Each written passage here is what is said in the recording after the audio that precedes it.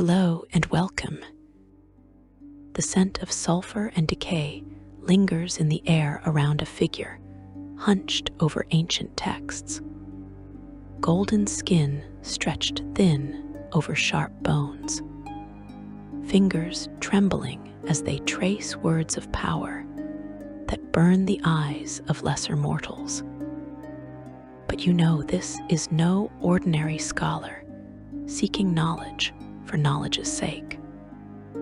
This is a man who made a bargain with fate itself, who looked into the abyss of magic's deepest secrets and refused to blink, even as the abyss carved its mark upon him forever. This is Ristlin Majere, and within his brilliant, tortured mind swirls a tempest of regret that no amount of power can ever silence.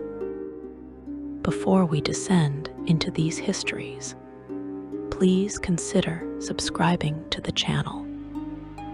It is the surest way to find your path back to our library of lore when you wake. Section 1. The Price of Ambition.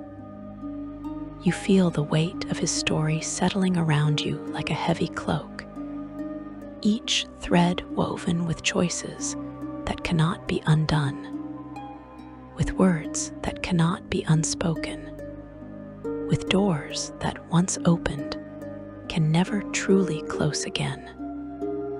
In the world of Kryn, where gods walk among mortals and dragons soar through war-torn skies, one man's internal battle against his own ambition becomes a symphony of anguish that echoes through the ages. To understand Ristlin is to understand the terrible beauty of regret itself, the way it wraps around the heart like thorned vines, beautiful and deadly in equal measure. The boy who would become the most powerful mage in Kryn's history began his life in the humblest of circumstances. Born on the 17th day of Courage in the year 326, after cataclysm in the town of Solace, to a mother whose mind wandered distant paths, and a father whose profession as a woodcutter demanded strength the younger twin would never possess.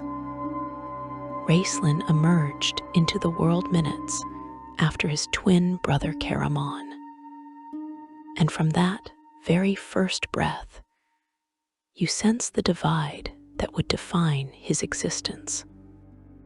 Where Caramon arrived robust and healthy, crying with the full force of newborn lungs, Ristlin came weak and struggling, born feet first in a difficult birth that nearly killed his mother.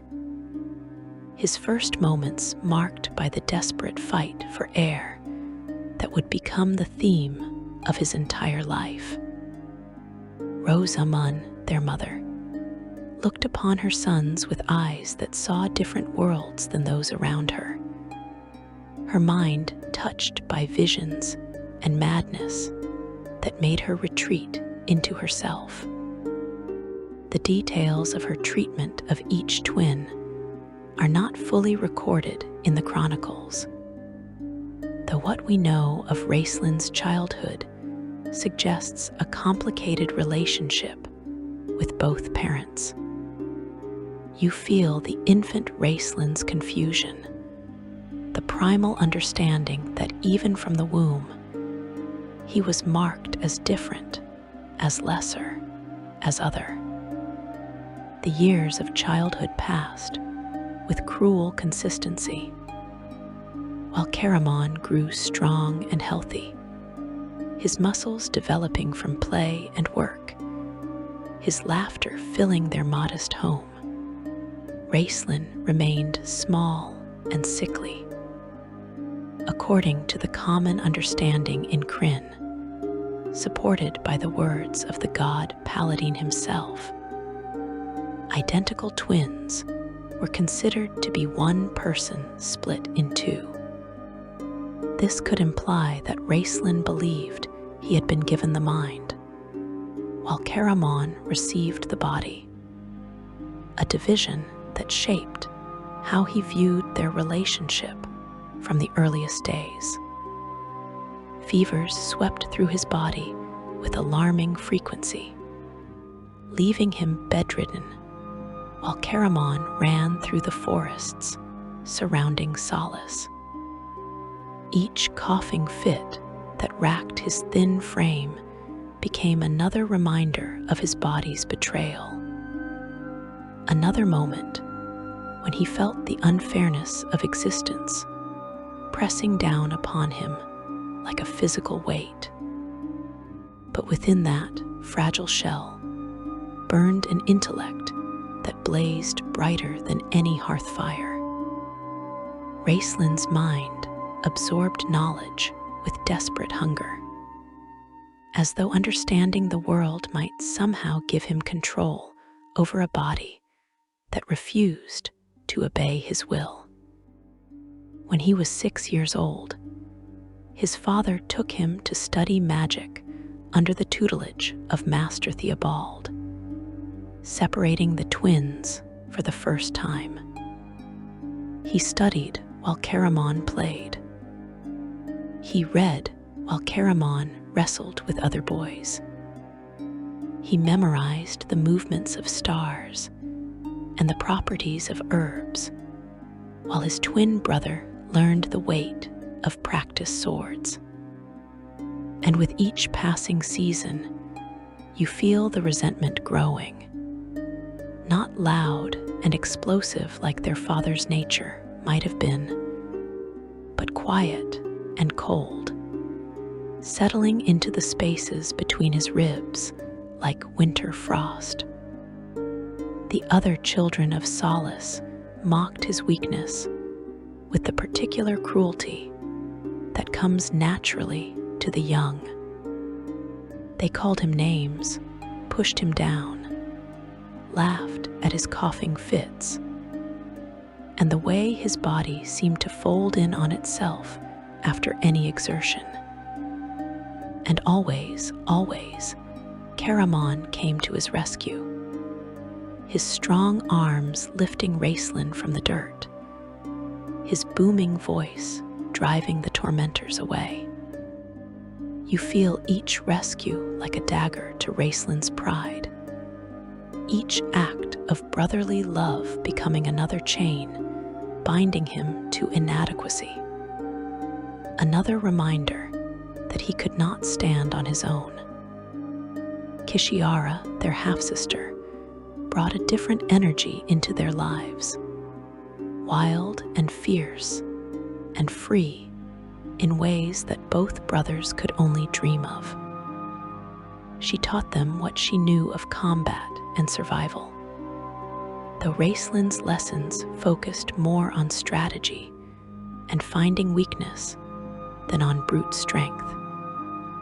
In her, Ristlin saw someone who refused to be defined by others' expectations, who carved her own path through the world with blade and will.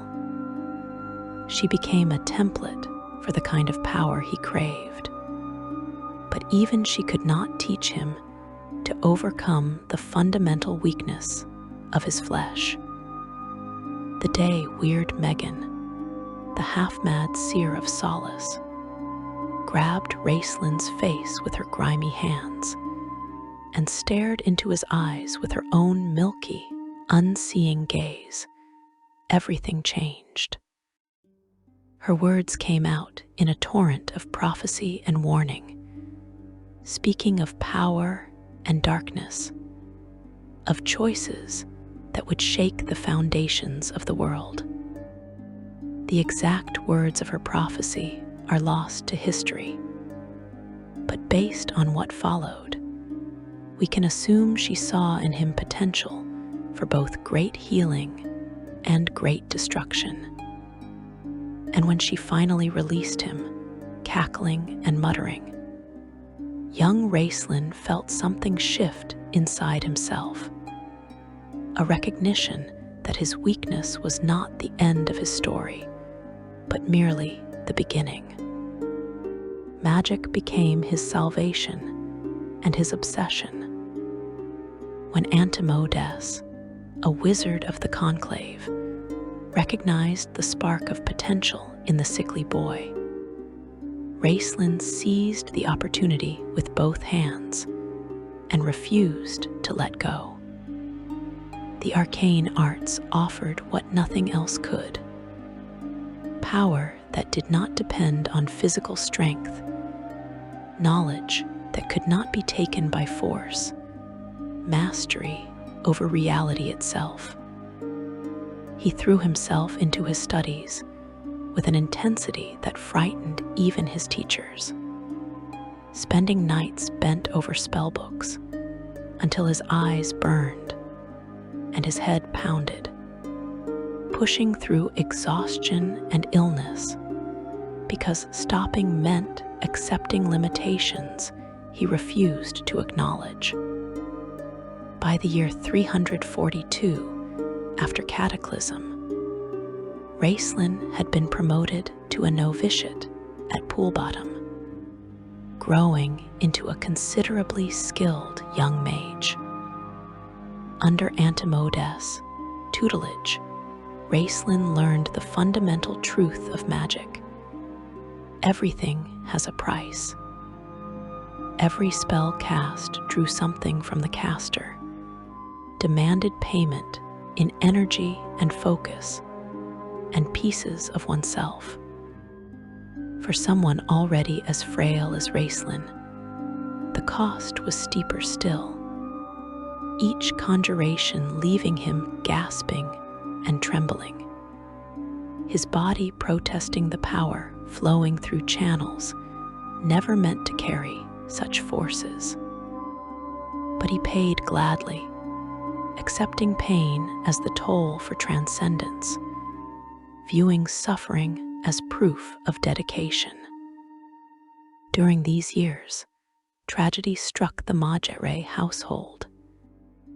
Gilon, their father, was injured in a logging accident. As he lay dying, the widow Judith denounced Ristlin as an evil mage and blamed the family's lack of faith for the accident. Gilon died shortly after, and Rosamund fell into a trance from which she never emerged, dying soon after. Left without parents, Caramon took on the responsibility of caring for his twin, refusing to leave him even when their sister Kishiara offered him adventure. The relationship between Ristlin and Caramon evolved into something complex and twisted during these years of magical training. Caramon pursued the path of the warrior, developing his strength and skill with weapons until he became a formidable fighter. He remained devoted to his twin, always watching, always ready to step in when Ristlin's body threatened to fail him.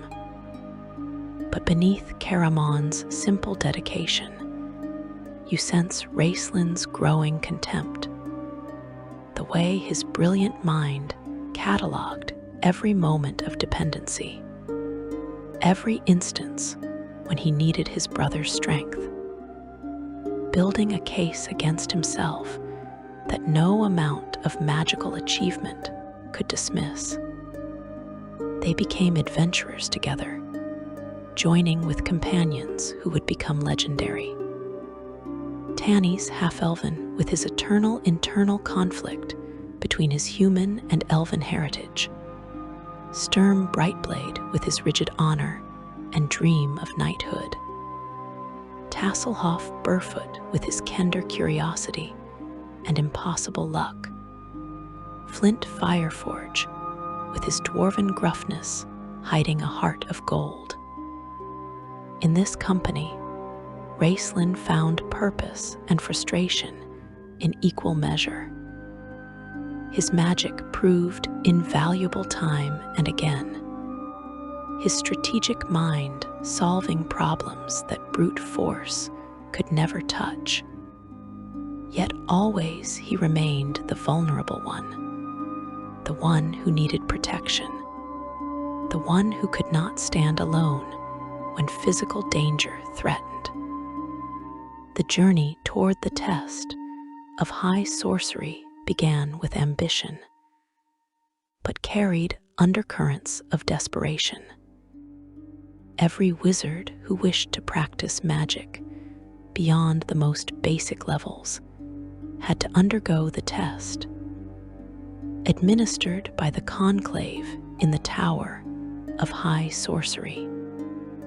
The test was designed to push candidates to their absolute limits, to force them to make impossible choices, to reveal the true depths of their character and commitment. Many who entered the test did not emerge alive. Those who survived were forever changed, marked by their experience in ways both visible and invisible. Ristlin knew the risks. Antimodes warned him that attempting the test in his weakened physical condition was dangerous beyond measure. But you feel his determination, the way he saw the test not as a choice, but as a necessity, the only path forward that did not lead to a life of mediocrity and dependence. He prepared with obsessive thoroughness, studying every scrap of information about previous tests, pushing his magical abilities to their limits and beyond, accepting that he might die because living without trying was worse than death itself. When he finally entered the Tower of Wereth, passing through the magical forest that guarded it from unworthy seekers, Ristlin felt fear and exhilaration warring within him. The tower itself seemed alive, ancient and powerful, its very stones humming with concentrated magical energy. Parsalian, the head of the conclave and one of the most powerful wizards in all of Krynn, met him with eyes that saw far more than surface appearances. The old wizard looked at Ristlin and saw potential mixed with darkness, ambition braided with desperation, and something else, something that made Parsalian's expression grow troubled. The test itself remains a labyrinth of memory and trauma in Rislin's mind, even years later. The conclave crafted illusions and challenges specifically tailored to each candidate, designed to probe their weaknesses and force them to confront the fundamental truths of their nature. For Ristlin, the test became a nightmare journey through scenarios that twisted his deepest fears and desires into agonizing choices. He faced versions of his companions, watched them die because of his actions or inactions, felt the weight of responsibility for lives he could not save with all his magical knowledge. But the true horror came when he faced Caramon within the test. The illusion showed his brother attacking him, driven by some magical compulsion or betrayal, and Ristlin had to choose. Use his magic to defend himself, potentially killing the one person who had always protected him, or hold back and die. The choice tore at something fundamental in his soul. He cast the spell, watched illusory fire consume illusory flesh, heard the screams that sounded exactly like his brother's voice, felt the guilt crash over him like a wave of ice water. What Ristlin did not know at the time was that Caramon, waiting outside the tower, felt a sympathetic pain at that exact moment, a phantom agony that made him cry out, suggesting a connection between twins that transcended mere flesh. When the test ended, Ristlin stood alive but forever transformed. His skin, once merely pale, had become golden, a metallic sheen that marked him as something other than fully human. But far worse were his eyes. Gone were the normal eyes of youth, replaced by pupils shaped like hourglasses, through which he saw all living things as they would be in death. Flesh decaying, bones crumbling to dust, the inevitable triumph of time over all mortal things.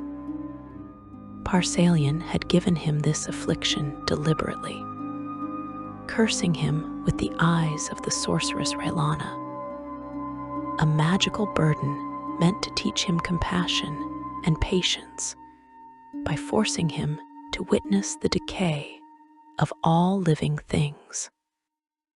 The head of the conclave believed that confronting mortality so directly might instill appreciation for life's fragility. Instead, it did the opposite, feeding Racelin's growing contempt for those who wasted the brief time they had, strengthening his resolve to transcend mortality itself. But there was more. The test had aged him magically, stealing years from his life, adding premature silver to his hair and deepening the lines on his face.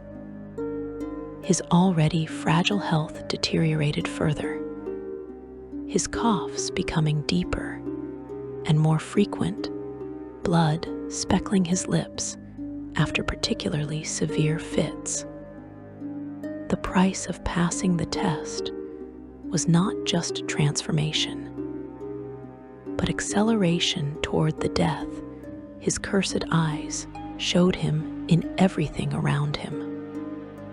He had gained power and recognition as a wizard of the red robes, but he had paid for it with portions of his life, with his ability to see the world as anything other than a march toward the grave.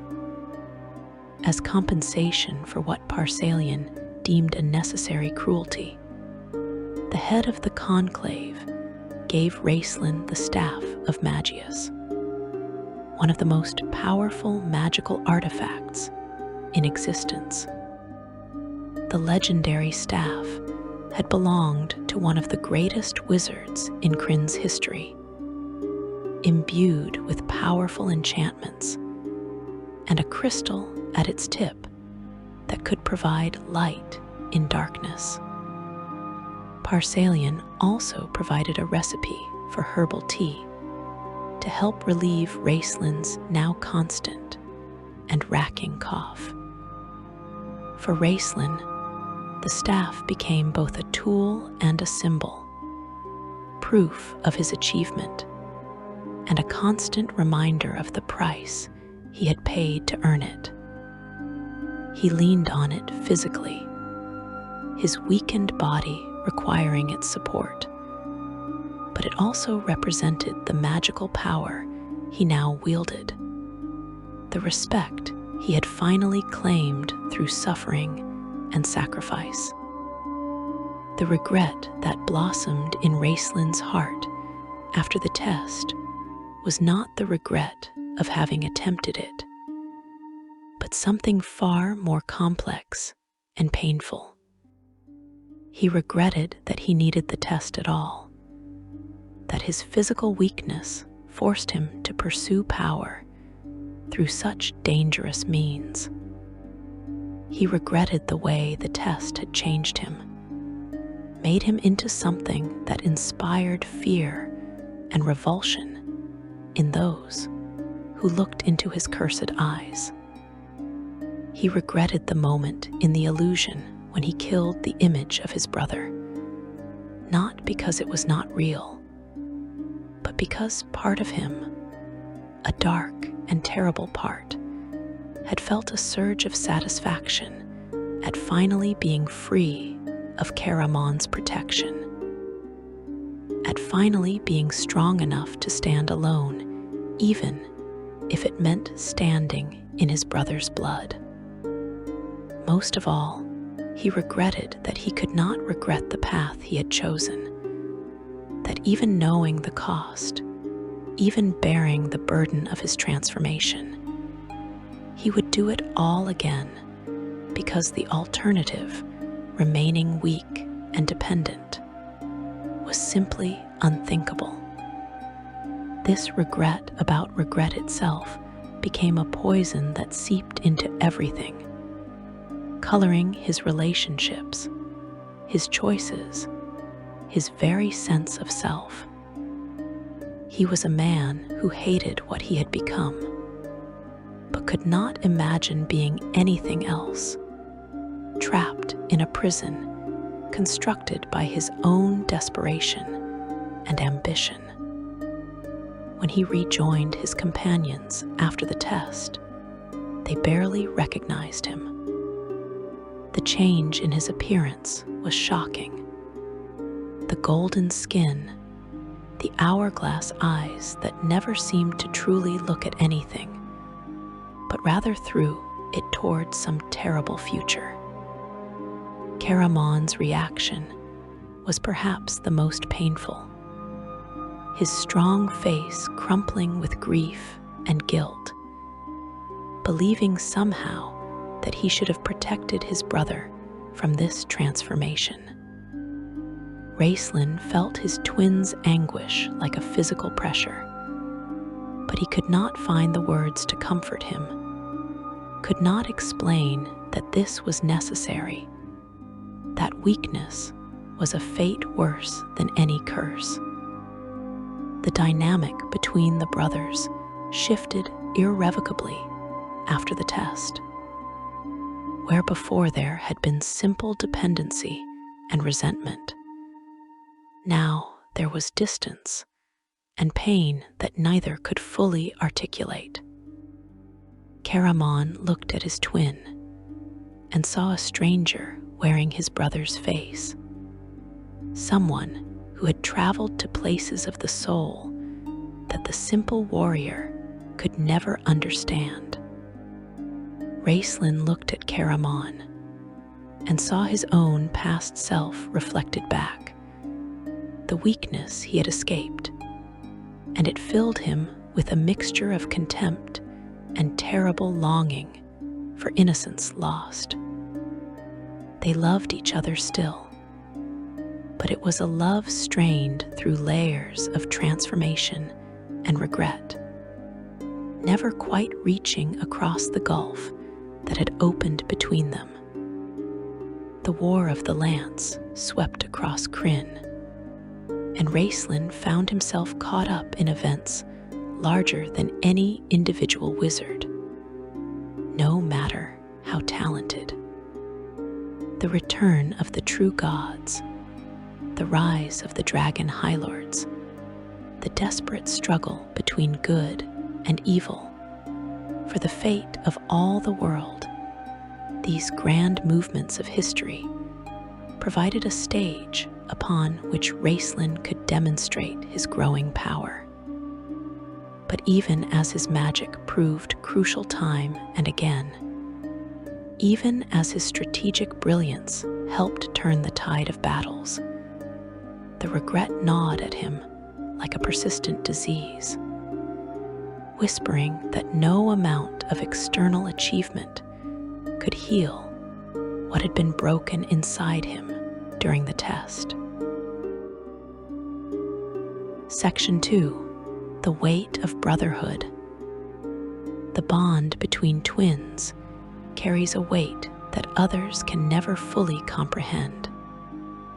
A connection forged before birth, before breath, before consciousness itself had words to describe the sensation of another heart beating in rhythm with your own. For Ristlin and Majere, this bond became both lifeline and shackle, a relationship so fundamental to their existence that neither could imagine the world without it. Yet, neither could escape the suffocating complications it brought to every moment of their lives. According to the common understanding in Kryn, identical twins were considered to be one person split in two, a belief supported by the words of the god Paladin himself. You feel the paradox of their brotherhood settling into your understanding like sediment in still water. How love and resentment can occupy the same space in the human heart. How gratitude can breed contempt. How the very person who saves you can become the mirror reflecting everything you despise about yourself. From the moment of their births, on the 17th day of Courage in 326, after Cataclysm, separated by mere minutes, but divided by a chasm of physical capability, the twins existed in a state of imbalance that shaped every interaction, every choice, every unspoken thought that passed between them. Caramon came first, robust and healthy, weighing 10 pounds at birth, his cries announcing his arrival with confident vigor. He was given his great-grandfather's name, which means strength of the Valenwoods, a prophecy that would prove accurate throughout his life. Then came Ristlin, born feet first in a difficult birth that almost caused the death of their mother Rosamund. His first breath a battle that foreshadowed the lifetime of struggles ahead. The midwife gave him little chance to live, but their half-sister Kishiara took to him at once and nursed him to health, naming him after a hero in tales told to her by her father, described as not the bravest or strongest, but the most clever and strong-willed, who used his wits to outsmart his opponents. In those initial moments, you sense the pattern being established.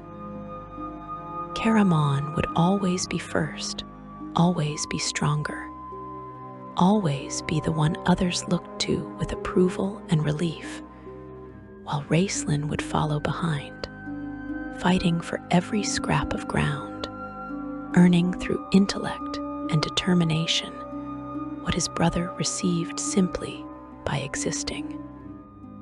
Since Rosamund was prone to lapse into a comatose state regularly, and their father Jylon was away cutting wood for long periods, the twins were raised for the most part by Kishiara. Unlike his sickly twin, Caramon was a strong baby and grew into a healthy boy under the care and supervision of both Kishiara and Rosamund. Ristlin remained small and frail by comparison and was constantly harassed by the other children, though he was protected by his older brother. You feel young Ristlin absorbing these patterns, learning that his survival depended on Caramon's strength, that his worth was measured against his brother's capabilities, that even the love shown to him carried undertones of pity. Their father, Jailon, offered no comfort in this dynamic. A woodcutter by trade, he valued strength and straightforward competence, qualities he found in abundance in Caramon. When Ristlin was 6 years old, Jailon took him to study magic under the tutelage of Master Theobald, separating the twins for the first time. This separation marked a turning point, as each brother began developing along the path that would define him. Caramon remained in solace, playing with other children and protecting his frail brother's reputation even when Ristlin was not present.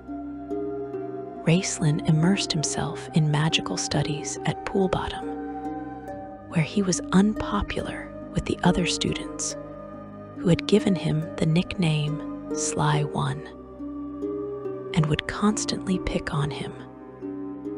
So the pattern established itself, with the inevitability of water finding its level.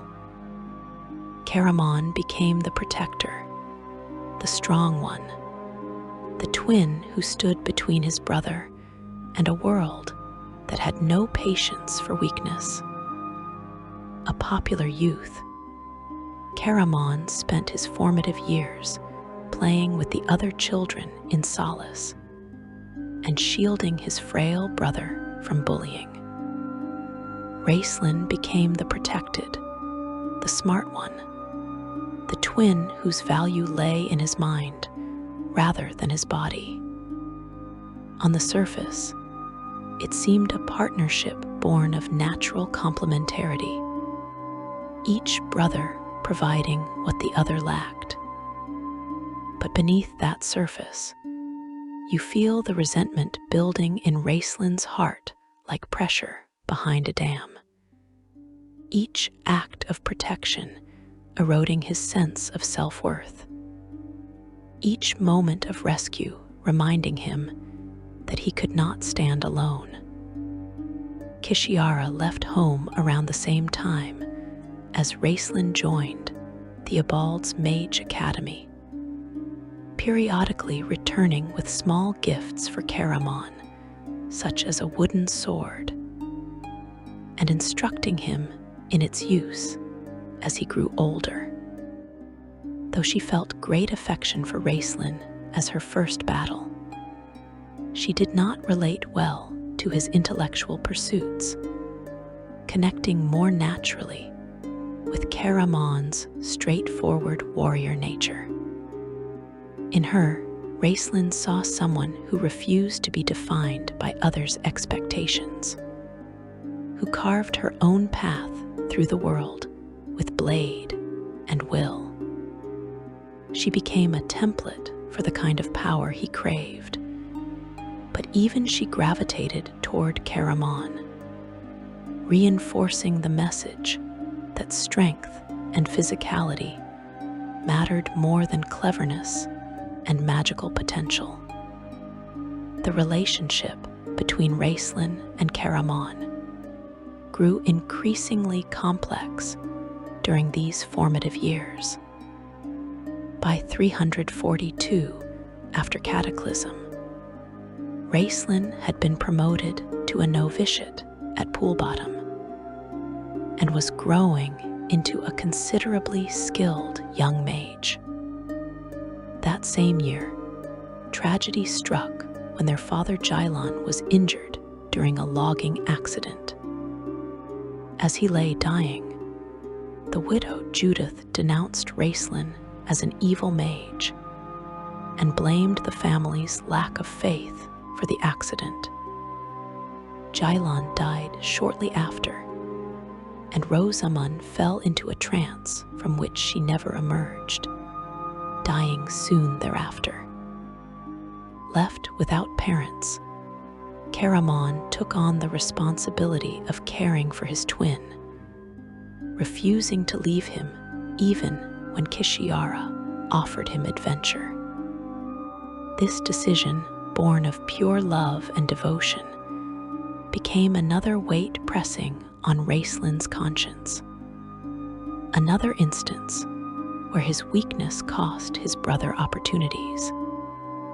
Another reason to resent both his frailty and the brother who sacrificed for him. The twins became friends with a young lad from Salamnia named Sturm Brightblade, and within 2 short years had expanded their circle to include Tanny's half-elven, the Kender Tasselhoff Burfoot, and a dwarven metalsmith named Flint Fireforge. On one misadventure, Caramon managed to knock himself out, and Sturm and Ristlin teamed up to capture a gang of thieves operating in Solace, handing them over to the town sheriff. This rare moment when Ristlin succeeded without Caramon's direct protection should have been liberating. But instead, it highlighted how unusual such independence was, how much of his life revolved around his brother's presence or absence. Together, the companions journeyed with Flint on the road to protect him from bandits when he traveled to sell his wares. During these adventures, Ristlin and Caramon developed a complementary fighting style, mixing magic and steel in ways that made them formidable despite Ristlin's physical limitations. To outside observers, they functioned as a perfect team, 2 halves of a single warrior-mage combination. But you feel what others could not see. The grinding toll this partnership took on Ristlin's psyche. The way each battle where Caramon stood between him and danger added another stone to the crushing weight of inadequacy he carried. The test of high sorcery transformed everything between the brothers in ways that could never be repaired. When Ristlin took the test at 20 years old, the youngest mage to ever attempt it, Caramon accompanied him to the Wereth Forest. The tower itself affected Caramon mentally, the magic pressing against his warrior sensibilities.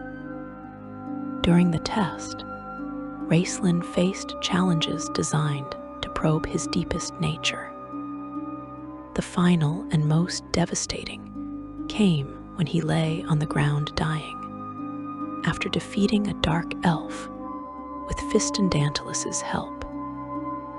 An illusion of Caramon appeared, and when another enemy arose to attack the twins, the illusory Caramon pulled an amber rod and a piece of fur from his bag in order to cast a spell to destroy the enemy.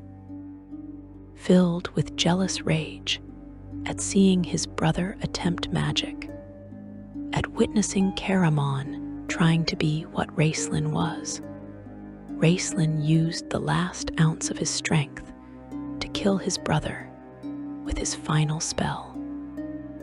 The person Ristlin killed was only an illusion, meant to teach him compassion. But the real Caramon, waiting outside the tower, witnessed his twin killing him, experienced the death from the victim's perspective. The twins' relationship changed dramatically after that, with one twin having watched the other murder him. You feel the horror of this moment for both brothers. For Ristlin, the realization that his jealousy could drive him to fratricide.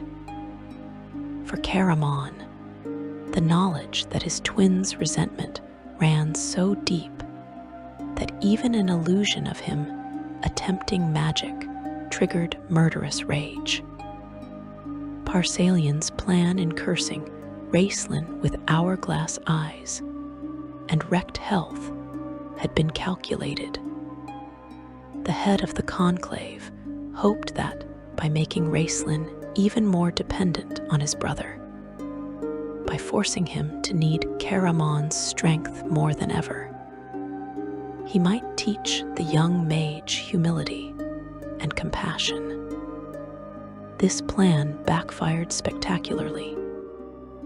Ristlin forgave Caramon for the test, believing his brother not to be in his right mind. And with Ristlin's health severely crippled, he was even more dependent on Caramon than before. But this increased dependency only intensified Ristlin's resentment, only deepened the poison spreading through their relationship. After the test, the twins traveled across the land as mercenaries, selling their services to whoever might grant them employment. They were able to successfully mix magic and steel, surviving many campaigns as a result. In 347, after Cataclysm, they joined the service of the Baron of Langtree, known as the Mad Baron. Ristlin became a war mage, operating under the command of Master Horkin. The twins encountered various adventures, facing curses and liches and challenges that tested both their abilities and their partnership. Throughout these mercenary years, the pattern persisted. Ristlin's magic proved invaluable. His intellect solved problems others could not, but always Caramon's physical strength remained necessary for survival. Always the protection continued. Always the dependency gnawed at Ristlin's pride. When the companions reunited in 348 after Cataclysm at the Inn of the Last Home, the changes in Ristlin shocked everyone. While Caramon stood at 6 feet tall with rippling muscles, a comely face, long brown hair, sporting a ring mail shirt and a winged dragon helm, clearly in the prime of his life, Ristlin appeared aged and otherworldly with his golden skin, white hair, and cursed hourglass eyes. The contrast between the twins had never been starker, and Ristlin took cynical delight in his old friend's shock at his appearance. During the War of the Lance that followed, the complicated dynamics between the brothers played out against the backdrop of world-changing events. They traveled together through numerous adventures, from the recovery of the discs of Miss Hackle in Zacht Saroth to the liberation of Pax Tharkas, from the nightmare realm of Sylvanstein to the ruins of Istar beneath the Blood Sea. Throughout these trials, Caramon remained devoted to his twin, always watching, always ready to step in when danger threatened. But Ristlin's treatment of his brother grew increasingly cold and cutting, his words designed to wound in ways that physical attacks never could. One telling incident occurred in Thorbardin when Flint and Taz recovered the true hammer of Kara's. Ristlin had suggested that Flint swap the replica and the true hammer, keeping the genuine artifact for themselves so they could use it to help countless innocents during the war. The mage convinced Sturm and Flint that this was the best course of action. But when the battle ended, and Flint laid the true hammer at the corpse of Armenkaras instead of keeping it, Ristlin was enraged, berating the dwarf as a sentimental fool. This moment revealed Ristlin's growing contempt, not just for weakness, but for sentiment itself, for the kind of compassion and honor that Caramon embodied, for everything that reminded him of the vulnerability he despised in himself. The ultimate betrayal came when the companions sailed across the blood sea of Istar aboard the Parachin, pursued by the Blue Lady and several blue dragons. Before the maelstrom could destroy the ship, Ristlin used the dragon orb to teleport himself to safety in Palanthas, abandoning his companions, including his twin brother, to what he believed would be certain death. Caramon was devastated by this departure and betrayal. In the depths of despair, he finally confessed to Tannis and the others what truly happened during Ristlin's test, revealing the secret he had carried since witnessing his own illusory death at his brother's hands. Yet despite this betrayal, despite all the cruelty and contempt, the bond between the twins could not be completely severed. When the companions finally made their way to the Temple of Naraka to prevent the Dark Queen's re-entry into Kryn, Ristlin was there guarding the final portal to the Foundation Stone.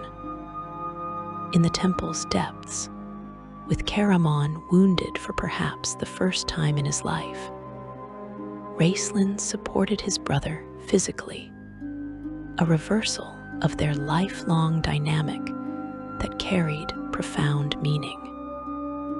Together with the mysterious Barum Everman, they reached the Foundation Stone, where Barum hurled himself upon it, preventing Takhis's return. During the escape from the collapsing temple, with Caramon leaning on Ristlin for support, the warrior twin witnessed his brother's true power as the mage reversed time itself to bring Tasselhoff Burfoot back to life after a fatal encounter with a trapped lock. This display of mastery, magic, that bent the fundamental rules of reality should have filled Caramon with awe or fear. Instead, based on what we know of his character, we can assume it filled him with a different emotion. Grief for the brother he was losing, recognition that Ristlin was traveling to places of power and darkness, where simple love and loyalty could not follow. After the collapse of the temple, Ristlin departed on the wings of the green dragon's Scion Bloodbane, while the other companions were left to fend for themselves. This final separation marked the beginning of a new chapter in their relationship, one where physical distance would mirror the emotional gulf that had been growing between them for years. Caramon returned to solace with Tika, married her, and tried to build a normal life. But without his twin, without the purpose that protecting Ristlin had given him for his entire existence, Caramon fell apart. Within months, once the town was rebuilt and his strength was no longer needed, he became a fat, sloppy, drunken shell of his former self, spending his time drowning his sorrows in a dive called the Trough on the outskirts of Solace. This deterioration revealed a truth about their relationship that neither brother had fully acknowledged. They were equally dependent on each other, though in different ways. Ristlin needed Caramon's physical protection, but Caramon needed Ristlin's need for him, required the sense of purpose that came from having someone to protect. Without his twin, Caramon's identity crumbled because being Ristlin's guardian had been central to who he was. The tragedy was that Ristlin could never see this, could never understand that his contempt for his brother's devotion missed the fundamental truth. Caramon's love was not pity, but need of a different kind, not superiority, but desperate clinging to the one relationship that defined him. The regret that permeated their relationship was not simple or one-sided. Ristlin regretted needing Caramon, regretted that his cruelty never quite severed the bond, regretted that love persisted despite everything he did to kill it. Caramon regretted that his protection became a burden rather than a gift, regretted that his strength highlighted his brother's weakness, regretted that he could never understand the brilliant, tortured mind behind those cursed hourglass eyes. You feel this mutual weight of regret pressing down on both brothers, a shared suffering that neither could articulate or resolve, binding them together even as it pushed them apart.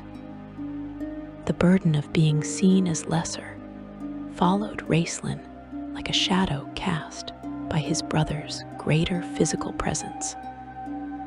In every town they visited, people's eyes went to Caramon first, drawn by his impressive build and martial bearing. When they learned the twins' relationship, sympathy colored their expressions as they looked at Ristlin. Pity for the weak one, the sickly one, the one who needed his brother's protection. Each sympathetic glance felt like a judgment, a confirmation that his worth was defined by his deficits rather than his achievements. No amount of magical prowess seemed sufficient to overcome the fundamental narrative that others constructed, that he was Caramon's weak twin rather than a powerful wizard in his own right.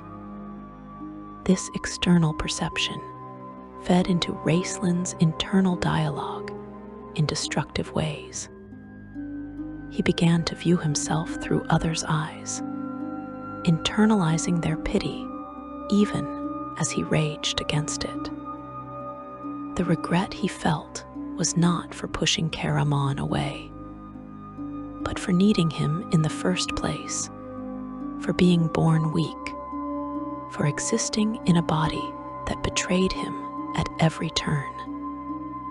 He regretted that the world could not see him as he saw himself, a mind vast and powerful, capable of understanding mysteries that eluded others, worthy of respect and fear rather than pity and concern. The gap between his self-conception and others' perception became a wound that never healed, constantly reopened by every well-meaning question about his health, every automatic assumption that Caramon would protect him, every moment when his magical achievements were noted with surprise, as though they were unexpected from someone so physically compromised. Yet beneath all the resentment and regret, beneath the cruelty and the pushing away, the love remained. Ristlin could not excise it no matter how much he might have wished to, could not cut out the part of his heart that belonged to his twin without destroying himself entirely. This could imply that their bond as twins, that one person split in two, was more than metaphor, that severing it completely would have been a form of self-destruction. In his most honest moments, alone in darkness with only his thoughts for company, he acknowledged this truth, that Caramon was the best part of him, the living reminder of what innocence and goodness looked like, the anchor that prevented him from drifting completely into the cold void of pure ambition. The tragedy was that this love made everything worse, not better, because it meant he was hurting someone he genuinely cared about, that his cruelty was not the impersonal calculation of someone who felt nothing, but the deliberate wounding of the one person whose pain could actually reach him through the armor of his contempt. Section 3. The Seduction of Dark Knowledge. The pursuit of power follows a trajectory that begins with necessity and ends in obsession, each step forward seeming logical and justified in isolation. Yet the accumulated distance traveled reveals a journey into territories from which return becomes increasingly impossible. For Ristlin Majere, the path toward greater magical mastery led him inexorably toward one name that echoed through the centuries of Kryn's history with equal parts reverence and horror. Fistandantilus, the Dark One, the wizard who had nearly achieved godhood before his attempt to enter the abyss ended in catastrophic failure at Shaman in 39 after Cataclysm.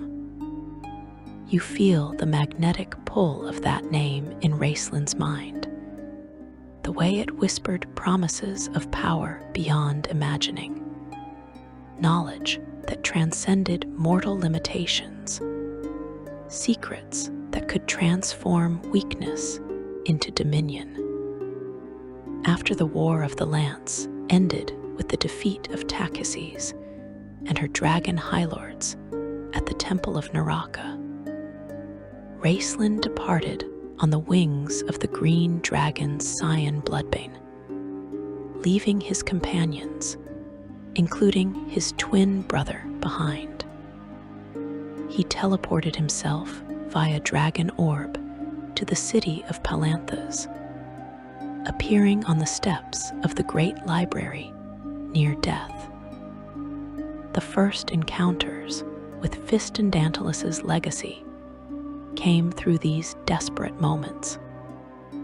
Searching through the library's volumes for days, Ristlin was inadvertently given a clue to his power and connection with Fistandantilus by Astinus himself, the immortal historian. This revelation made clear what had been building for years. During his test of high sorcery, when faced with a dark elf he might not have defeated alone, Ristlin had accepted Fistandantilus's offer of aid in exchange for a portion of his life force. That bargain, made in desperation 20 years earlier, had created a connection between the young mage and the ancient archmage's lingering spirit. With this knowledge, Ristlin firmly committed himself to the Black Robes and set his sights on the Tower of High Sorcery at Palanthas. The tower had been cursed by the sacrifice of Andras Rannoch, Fistandantilus's former apprentice, who had leaped to his death to seal its gates, until the master of past and present could open them again. When Ristlin approached the cursed tower, the grove of enchanted trees that guarded it recognized him as that prophesied master and allowed him entry. This could imply that even then, the line between Ristlin and Fistandantilus was blurring, that the ancient wizard's plans were unfolding exactly as designed centuries before. Over the years that followed, Fistandantilus's spirit continued assisting Ristlin in wonderful feats of magic. The Archmage had helped him use the dragon orb during the war, gave him the key to opening the spellbooks of Fistandantilus, and aided in driving off Takhises at the temple. But all of this was part of a larger plot. Fistandantilus intended to eventually take over the body of the young mage completely, to use him as a vessel for his own return to life and power. You feel the insidious nature of this possession beginning to manifest. The help was never altruistic, it was investment. The careful cultivation of a host body that would one day be consumed entirely. The magic Ristlin learned through his connection to Fistandantilus demanded payment in ways that went beyond the physical toll all spellcasting extracted. These were techniques refined over centuries, spells developed in the hidden lair of Ulgard, where Fistandantilus had created over half of his magical arsenal. The ancient wizard had been powerful enough to travel anywhere on Krynn in the blink of an eye, knew every language and custom of all known races, and had served as advisor to the king priest of Istar himself in the years before the cataclysm.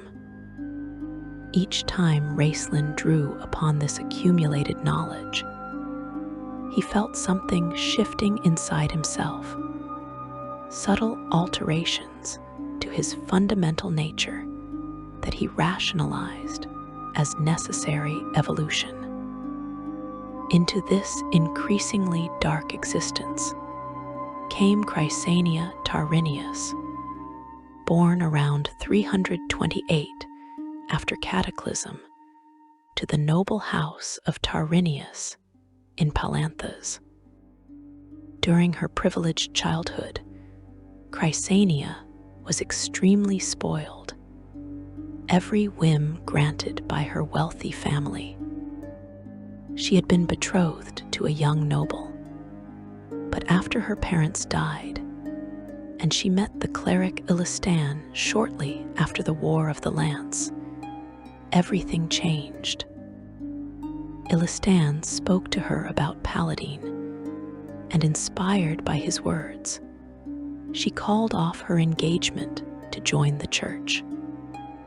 She became one of Ilistan's first converts, and rose quickly through the ranks to become a revered daughter of Paladine, one of the most powerful clerics on all of Krynn.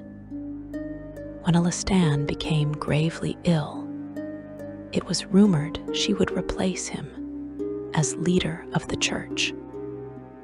In the spring of 356 after Cataclysm, Crysania was introduced to Ristlin Majere by Astinus. She was immediately attracted to the black robe, drawn by the raw power that emanated from him, finding him exciting and dangerous. she quickly decided that she would bring him back from evil to the side of good, that her faith could redeem even the darkest soul. What she refused to admit, even to herself, was that she had fallen in love with the evil mage. Based on what we know of her character, this combination of spiritual mission and personal attraction blinded her to the manipulation that was already beginning. Ristlin's initial response to Chrysania was calculated. He recognized her utility immediately. A powerful cleric of Paladine whose abilities could complement his own magic, whose divine connection could open doors that arcane power alone could not. According to the annotated version of the Legends trilogy, with commentary from authors Margaret Ways and Tracy Hickman, it was established from the start that Ristlin was using Chrysania, that he was no longer capable of genuine love or even sexual attraction, so consumed by his desire for power that he could no longer truly connect with another living being. He set about manipulating her faith, letting her believe she could save him while using her devotion as a tool to achieve his increasingly ambitious goals. Chrysania embarked on a journey with the Kender Tasselhoff Burfoot to convince Caramon to assist in her quest to reach the Tower of High Sorcery at Wereth. She found Caramon in a state of complete deterioration. Without Ristlin to protect, he had lost all purpose, turning to drink and allowing his once impressive physique to decay into fat and weakness. Tika forced her husband to assist the young cleric rather than let her travel alone. While searching for the tower, the party was attacked by Lord Soth, the infamous Death Knight. Kishiara Uth Matar, seeking to thwart her half-brother Ristlin's schemes, had sent Soth to stop Chrysania from reaching him. When Lord Soth attacked Chrysania, he spoke the power word die, but Paladine interceded at the last moment. Rather than dying, Chrysania's soul was taken by Paladine to a place where no one could reach it, though her body retained a semblance of life. Caramon and Tasselhoff carried her comatose body to the Tower of Wereth, where they convinced Parsalian to send them back in time to pre-cataclysm Istar, where Ristlin had already traveled, so that her soul might be reunited with her body. The time travel spell deposited them in the great city of Istar in one pre-cataclysm. Guards discovered the unconscious Chrysania and believed that Caramon, dressed in rags, had attacked her. She was taken to the king priest Beldena's Pylophero for healing, while her companions were sent to the slave stocks. The king priest brought her soul back to her body, healing her completely, and Chrysania was instantly awed by this great man. Eventually, though, when she looked closely through the bright light that surrounded him, she saw a man with pale, frightened eyes. The elven cleric Laurelin approached her twice, asking her to leave Istar with the other true clerics before the cataclysm struck, but she refused both times.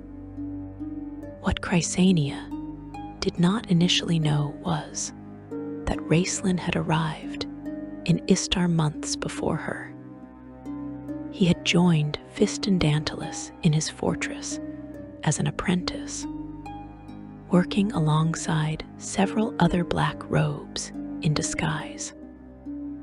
Fistandantilus selected Ristlin to participate in a secret ritual, sending the other apprentices away.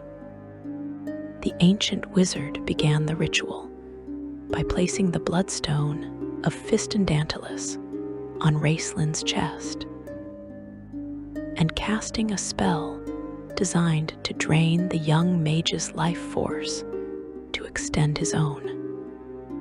The bloodstone was an oval gem 3 inches in diameter, green in color with blood-red flecks, set in silver and hung on a silver chain. Fistandantilus had received this artifact from Takhisis herself after forsaking neutrality for the black robes, and he had used it for centuries to drain the life force from his strongest apprentices to keep himself alive. But Ristlin had suspected treachery and switched the real bloodstone for a fake before the ritual began. When Fistandantilus realized the deception, he attacked, but Ristlin was ready. Injured but determined, the young mage crawled over to his master, placed the true bloodstone on Fistandantilus's chest, and cast the spell himself. The magic drained life force from the ancient wizard, and with it came centuries of accumulated knowledge and magical understanding. In the months following this incident, Ristlin assumed the role of Fistandantilus at the Istaran court and was acting in that capacity when Caramon, Chrysania, and Tasselhoff arrived in Istar. The absorption of Fistandantilus's memories was not complete possession, as the ancient wizard had planned, but neither was it a clean victory for Ristlin. He now possessed knowledge spanning centuries, magical techniques refined through countless lifetimes, understanding of power's true nature that few living wizards could match. But this knowledge came with complications. Were his desires truly his own, or were they influenced by the memories now embedded in his consciousness? Did he pursue godhood because it was his genuine ambition, or because fragments of Fistandantilus's spirit were subtly steering him toward completing what the ancient wizard had started? These questions haunted him, adding another layer of regret to the complex architecture of his internal suffering. During their time in Istar, the relationship between Ristlin and Chrysania deepened in ways that complicated his calculations. She believed, even after seeing the king priest's weakness and fear, that she herself could stop all evil in the world. This pride and ambition actually mirrored Ristlin's own, creating a connection neither expected. She remained convinced she could redeem him, that her faith was strong enough to lead him from darkness. Every conversation was still a game of manipulation on Ristlin's part. Every revealed vulnerability carefully crafted to draw her deeper into his orbit. Yet based on what the authors later revealed, something unexpected happened during their time together in Istar's past. When Ristlin went back in time and became separated from the immediate pain and urgency of his cursed condition. Operating in a healthier body as Fistandantalus, some capacity for feeling began to develop. This suggests that his complete emotional detachment was partially a product of his physical suffering, and relief from that suffering allowed fragments of humanity to resurface. Chrysania witnessed the events leading to the cataclysm firsthand, seeing how the king priest's arrogance and demands led directly to the gods' devastating response. She drew the conclusion that unchecked ambition led only to destruction, that the pursuit of godhood was inherently corrupting. Her attempts to make Ristlin understand this grew more desperate and passionate. She argued with him late into the night, her voice rising with emotion as she tried to break through the walls surrounding his heart. When the cataclysm began, with fiery mountain falling toward Istar, Caramon tried to stop his brother from escaping, believing that Ristlin deserved to die in the destruction he had helped cause. But Chrysania called upon Paladine to blind Caramon, stopping him from hurting Ristlin long enough for the mage to complete a time travel spell. Ristlin teleported the three of them forward to 39 after Cataclysm, to the Dwarfgate War, seeking the portal to the abyss that had been moved to the fortress of Shaman. At Shaman, Ristlin, in the guise of Fistandantalus, attempted to open the portal. Tasselhoff and his gnome companion arrived with the time travel device, and Caramon's simultaneous use of that device with Ristlin's powerful magic resulted in a titanic explosion. Unlike the original Fistandantalus, who had died in this explosion centuries before, Ristlin was able to control the magical fluctuations and enter the abyss with Chrysania. The abyss itself was a realm of pure chaos and evil, where the Dark Queen Takhises held dominion. As Ristlin made his way through this nightmare dimension to confront the goddess, Chrysania bore the brunt of attacks from Takhises' minions. She protected Ristlin's mind from being read by the Dark Queen. When childlike manifestations tried to beat Ristlin, she stopped them. She was poisoned and injured repeatedly, but continued protecting him. Finally, when protecting him yet again, she was set on fire. The flames consumed her body, horribly burning her and destroying her sight completely.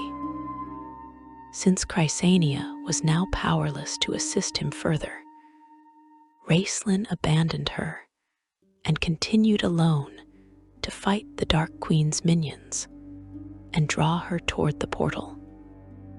The isolation that power brought became absolute in these final stages of Ristlin's quest. During his years in the Tower of Palanthas, his companions from the War of the Lance had gradually distanced themselves as they recognized the darkness growing within him. Tannis looked at him with wariness replacing friendship. Sturm, before his heroic death, had regarded him with open suspicion. Even Tasselhoff seemed subdued around him. Most painful was Caramon's transformation without him. the warrior twins' complete deterioration into drunken uselessness demonstrated that their toxic codependency ran both directions. Ristlin had resented needing Caramon, but Caramon had equally needed to be needed, and without that purpose, he had collapsed. The internal questions about worthiness and purpose grew more insistent as Ristlin approached his confrontation with Takhises. In quiet moments, when the rush of magical study and planning subsided, he confronted doubts he could not entirely dismiss. Did his suffering truly earn him the right to challenge the gods themselves? Or was that merely rationalization? Was his pursuit of godhood a noble quest to transcend weakness, or simply the final, most elaborate form of running away from himself? These questions had no satisfying answers, only deeper layers of uncertainty that he pushed aside, because acknowledging them too deeply might undermine the will required to continue. The regret he felt about Chrysania's fate crystallized everything tragic about his choices. When he finally saw her again, after Caramon found her lying in the abyss with her body, somehow unharmed, except for her blind eyes, the knowledge of what he had done to her became another weight added to the crushing burden he carried. During her time abandoned in the abyss, Chrysania had come to realize that Ristlin had used her, but also that she had used him for her own pride. She admitted to herself that she loved Ristlin, but that this love would never be fulfilled. He had not directly intended for her to be blinded, had not wanted to see her hurt in that specific way. Yet her sacrifice was the direct result of following him, of believing in him, of loving someone who, as the authors confirmed, was incapable of loving her back in the way that mattered during this dark period of his existence. The knowledge that he would have continued using her if she had remained useful, that her suffering served plans that would have horrified her if she fully understood them, became another layer of regret pressing down upon him. Section 4. The Threshold of Godhood. The culmination of a lifetime's ambition arrives not with trumpets and glory, but with silence and terrible clarity. The moment when all choices converge into a single point from which there can be no retreat. For Ristlin Majere, this moment came in the abyss itself, the realm of the dark Queen Takhises, where chaos and malevolence reigned supreme. You feel the weight of everything that led him here. The childhood suffering, the test of high sorcery, the absorption of Fistandantalus's memories, the manipulation of Chrysania, the systematic severing of every tie that bound him to humanity. All of it had been preparation for this instant, when he would either challenge a goddess in her own realm or be destroyed by the attempt. The journey to the abyss had required careful planning and terrible sacrifices. After using the device of time journeying to travel to 39 after Cataclysm and witnessing the explosion at Shaman, Ristlin had needed Chrysania's clerical power, and divine connection to Paladine to open the portal that led to the abyss. He had manipulated her faith and love with precision, convincing her that his purpose was righteous, that he sought power to combat evil rather than to satisfy personal ambition. She had trusted him completely. Her blind devotion, even after being literally blinded in the abyss, seeing only what he wanted her to see. Her heart interpreting his actions through the lens of her desperate need to believe in his redemption. Caramon had been there too at the moment of entry, his brother following through time itself in a final desperate attempt to stop the twin he loved. Using the device of time journeying at the same instant, Ristlin cast his powerful spell to enter the abyss, created a catastrophic magical interaction. The result was the destruction of the fortress of Shaman and the annihilation of the armies on the plains of Durgoth, which became known thereafter as the Plains of Death. Unlike Fistandantilus, who had died in this explosion centuries before, Ristlin was able to maintain some semblance of control over the spell and successfully enter the abyss with Chrysania. But the magical explosion had another consequence that neither Ristlin nor Caramon anticipated. The device of time journeying, interfering with Ristlin's spell, flung Caramon and Tasselhoff barefoot forward through time. They arrived not in their present, but in a future 2 years ahead of when they planned. What they found there would become the key to everything that followed. The world Caramon and Tasselhoff emerged into was devoid of life. Nothing more than gray sludge and desolation stretching in every direction.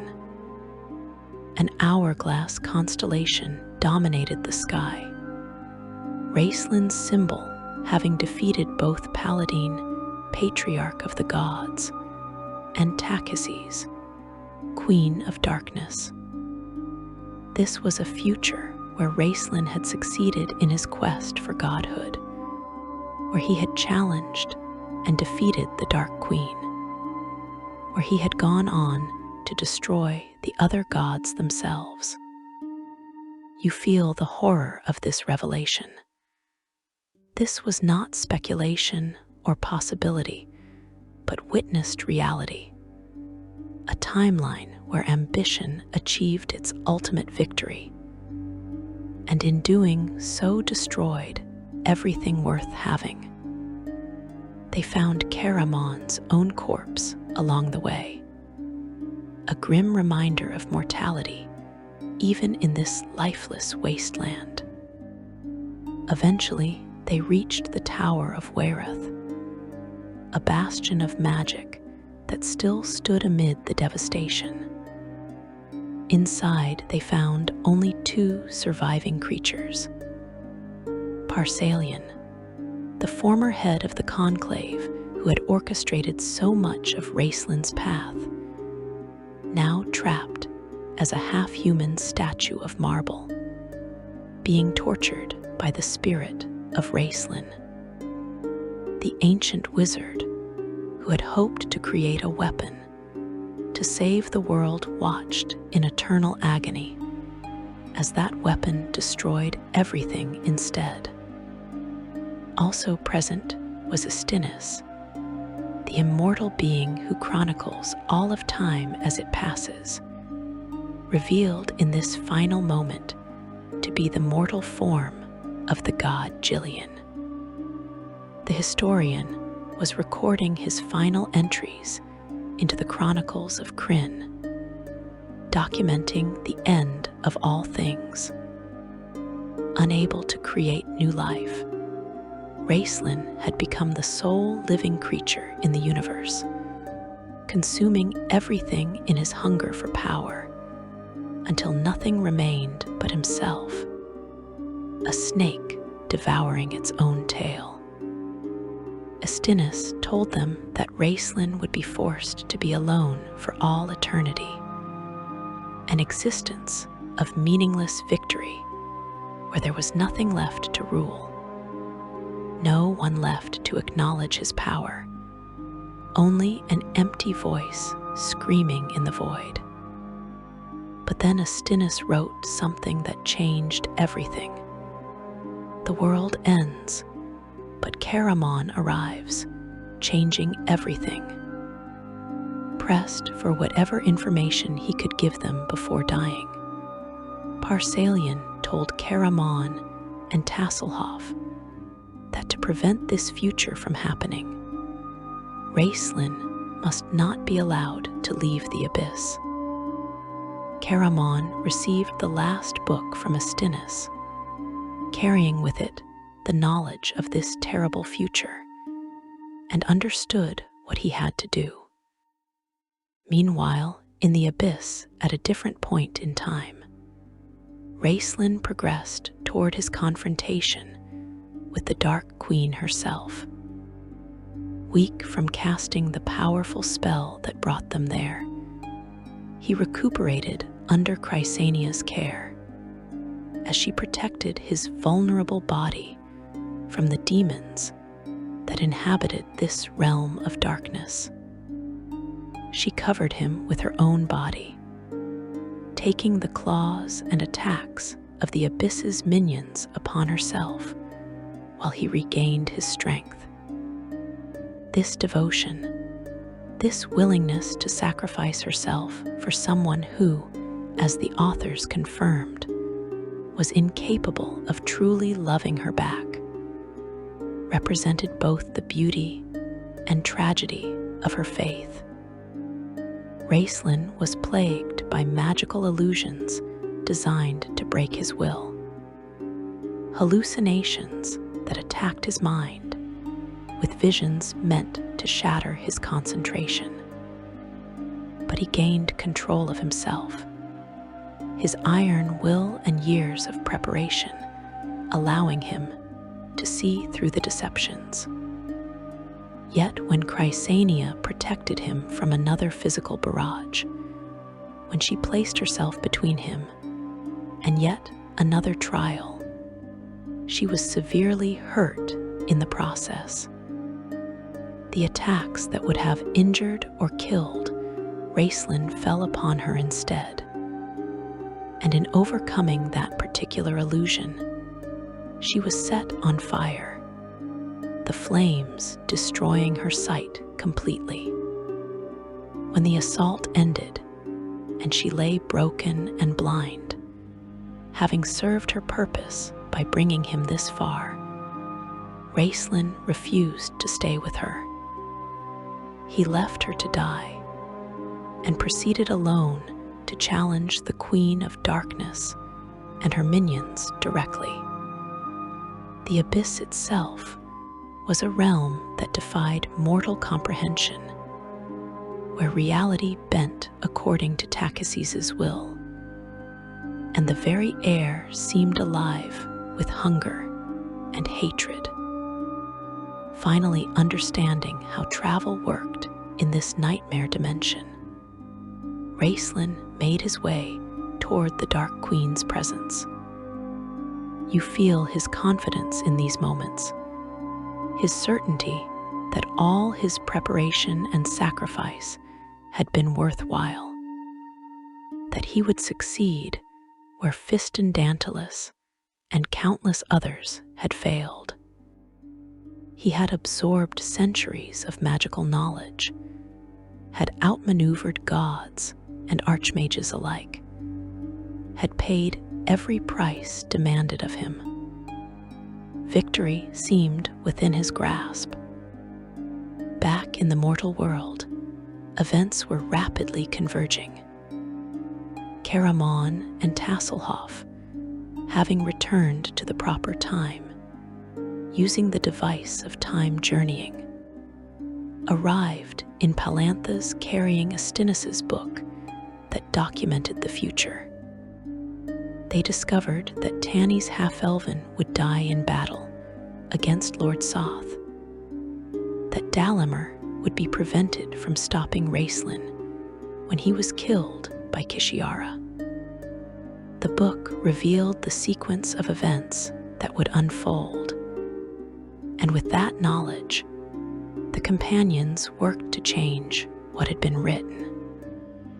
Kishiara Uth Matar, the half-sister of the twins, arrived at Palanthas in a flying citadel, a great castle that magically floated through the air. Her goal was to secure the city for when Ristlin emerged as a god, to prove her loyalty to the brother, whose ambition matched her own. But Kishiara was mortally wounded in the Tower of High Sorcery by Dalimer, even as she injured him severely in return. With Dalimer too weak to stop Ristlin from exiting the abyss, Caramon understood that he was now the only one who could prevent the future he had witnessed from coming to pass. Entering the portal to the abyss, Caramon traversed the vast distance between himself and his twin brother. He found Chrysania's broken body where Ristlin had left her to die, her blind eyes still somehow holding faith despite everything. Lifting her in his arms, reversing the pattern of their entire lives, where it was always Ristlin being carried, Caramon retreated toward the portal and awaited his brother's inevitable return. The confrontation between the twins happened not with violence, but with words and shared memory. When Ristlin appeared, Caramon told him of the world he and Tasselhoff had witnessed in the future, the reality that would come to pass if Ristlin succeeded in his quest. He described the lifeless wasteland, the gray sludge that had once been vibrant with life, the endless solitude where Ristlin would exist as the only living thing in a dead universe. He spoke of Parsalian's eternal torment, of Astinis recording the meaningless end of everything, of a future where victory meant consuming everything, including oneself, leaving only an empty consciousness screaming in the void for all eternity. Ristlin did not simply accept his brother's words. Using his formidable magical abilities, he dragged the memory directly from Caramon's mind, experiencing the future not as description, but as lived reality.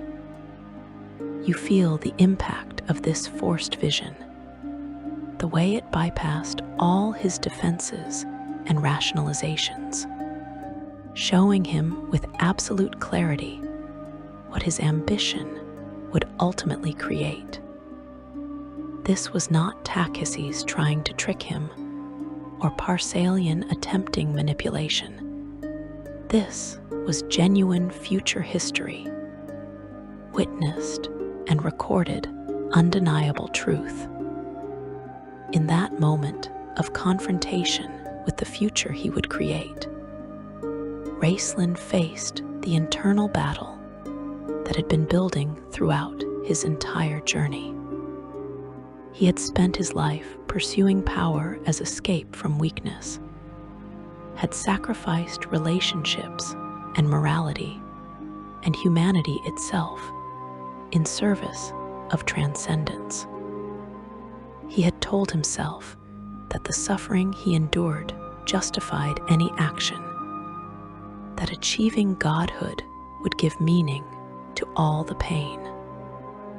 But the vision showed him the fundamental flaw in his logic. That power without connection was not transcendence, but imprisonment. That becoming a god by destroying everything would leave him more trapped than he had ever been in his frail mortal body. The regret he had carried throughout his life for his weakness, for his cruelty to Karaman, for his manipulation of Chrysania, for every choice that had brought him to this threshold, suddenly seemed less like justification for continuing forward, and more like warnings he had ignored.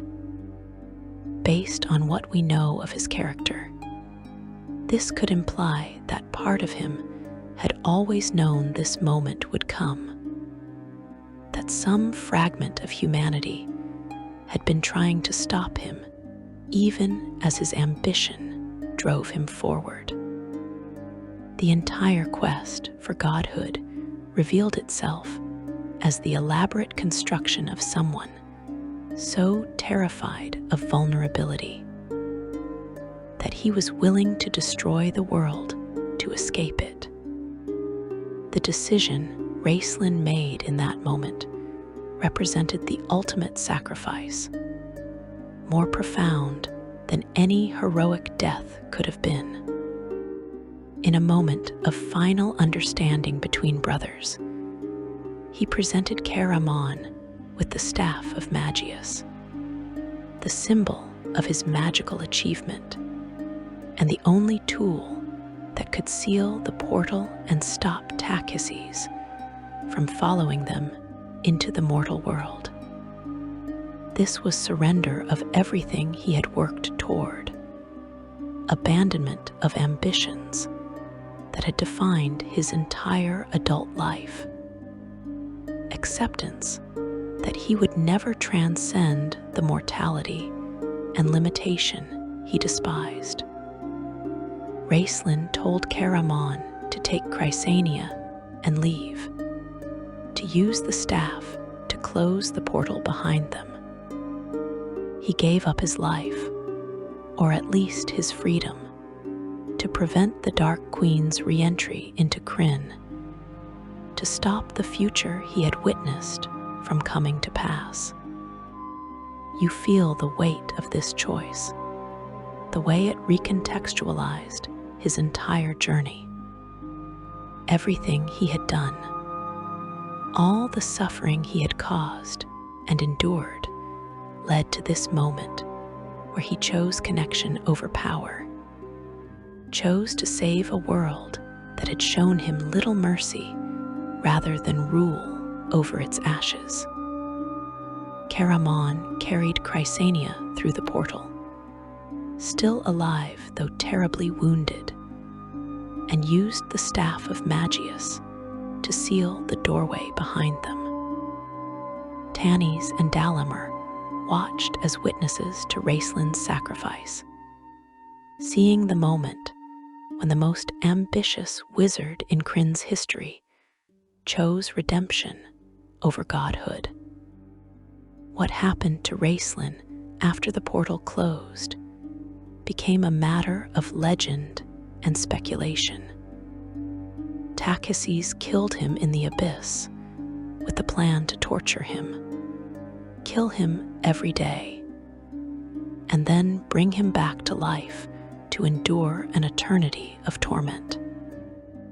This would have been his fate, eternal suffering at the hands of the goddess he had nearly defeated, but his sacrifice changed everything. Because he had chosen to save the world rather than destroy it, because he had finally placed something above his own ambition, Ristlin was granted a reprieve by Paladine. The gods sent him into a long, dreamless sleep, protected from Takhises' reach. Tachysses was known to have sent out a wail of disappointment when she discovered she could no longer reach Ristlin's soul to torture him in the abyss. Most people in Kryn believed that Ristlin was tortured endlessly by the Dark Queen. But Caramon insisted that the gods showed mercy on his brother for his sacrifice. This would prove true decades later when Ristlin Majere, Caramon's son and Ristlin's nephew, would rescue his uncle from the abyss, body and soul. After Tachysses had spent 50 years torturing him to death and reviving him before Paladine's protection took full effect. But that is a story for another time. The aftermath of Ristlin's choice rippled through Kryn in ways both immediate and lasting. The battle for Palanthas was won by its people, though at the cost of most of their city. Chrysania, permanently blind but alive, became head of the Church of Paladine, her faith tested and transformed by her experience. She had entered the abyss, believing she could redeem Ristlin through her love and devotion. And in a sense, she had, not because her faith changed him, but because her suffering became part of what finally forced him to see the cost of his ambition. Dalamer sealed the laboratory where the portal existed for all time.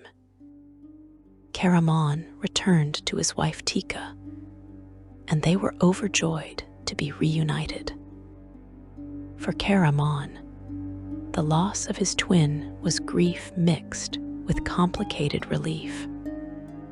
He had spent his entire life defined by his role as Ristlin's protector, had descended into alcoholic despair when separated from that purpose, had traveled through time itself to stop his brother's self-destruction.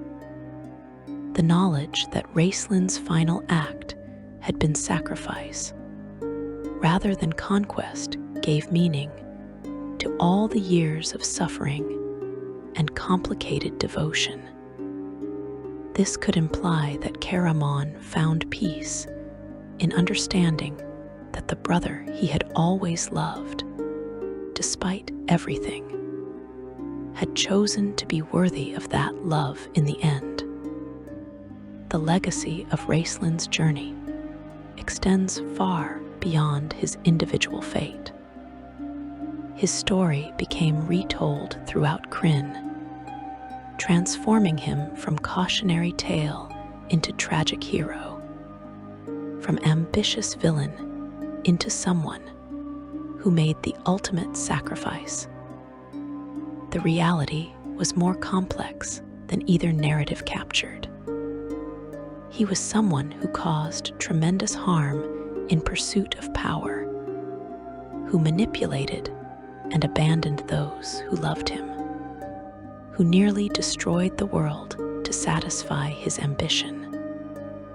But he was also someone who, at the final threshold, chose differently, who found within himself the strength to surrender everything rather than become the monster his path was creating. The understanding of power's true cost that Ristlin gained through his journey became his most important legacy. He learned that strength divorced from compassion becomes cruelty, that knowledge without wisdom produces only cleverness in service of destruction, that the ability to reshape reality means nothing if that reality becomes a wasteland devoid of meaning. These lessons came at terrible price, paid in suffering both his own and that of those who cared about him. but they were genuine wisdom earned through experience. The regret Ristlin carried into the abyss was different from what had driven him throughout his life. No longer the poison of perceived inadequacy and resentment of weakness. It became something more profound. Understanding of exactly what his choices had cost and acceptance of responsibility for that damage. When he gave Caramon the staff of Magius and told him to seal the portal, he was acknowledging that some victories cost more than any sane person should be willing to pay. That transcendence achieved through destruction is not transcendence at all, but the ultimate imprisonment. In the end, Ristlin Majere's story is not about the pursuit of godhood, but about the internal battles every person faces when confronting their own nature. His whispers of regret, the accumulated weight of choices and consequences, became a symphony that played throughout his life and beyond. A reminder that what we regret most is often not our failures, but our successes in pursuits we should never have undertaken. He achieved more than most wizards dare attempt, pushed magic to limits few could survive, stood at the threshold of godhood itself, and in that moment of ultimate triumph, he chose to turn back, to reject the prize he had sacrificed everything to claim, because he finally understood that some doors should never be opened, that some paths lead only to desolation, dressed as victory. Thank you for listening, and until next time, may your own internal battles lead you toward wisdom rather than regret.